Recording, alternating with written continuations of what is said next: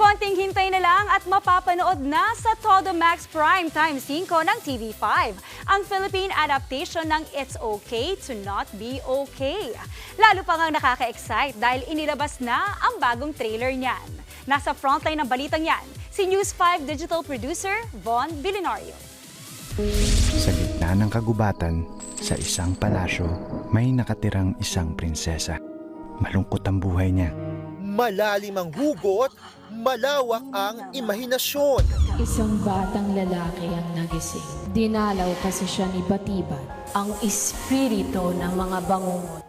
Matindi ang sikreto ng masakit na nakaraan at ang nakababaliw na takbo ng kasalukuyan at hinaharap.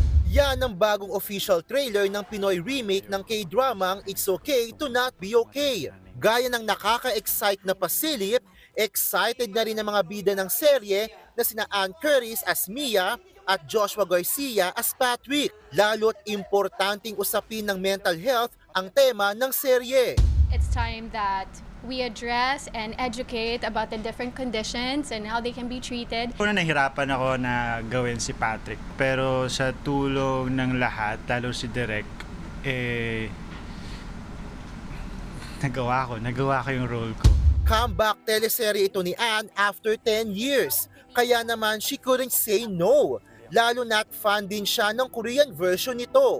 Bukod sa individual characters, highlight din ng serye ang iba't ibang scenic locations sa Manila at Visayas. Something to be proud of, and it's something that even if Koreans were to watch our adaptation, mapapawaw sila sa lugar kasi ang ganda talaga ng Pilipinas. Mapapanood ng It's Okay to Not Be Okay sa Todo Max Primetime 5 ng TV5 simula July 21. Nagbabalita mula sa Frontline, Von Vilinario, News 5. Mga kapatid, Jervy Wrightson po. Eto na nga.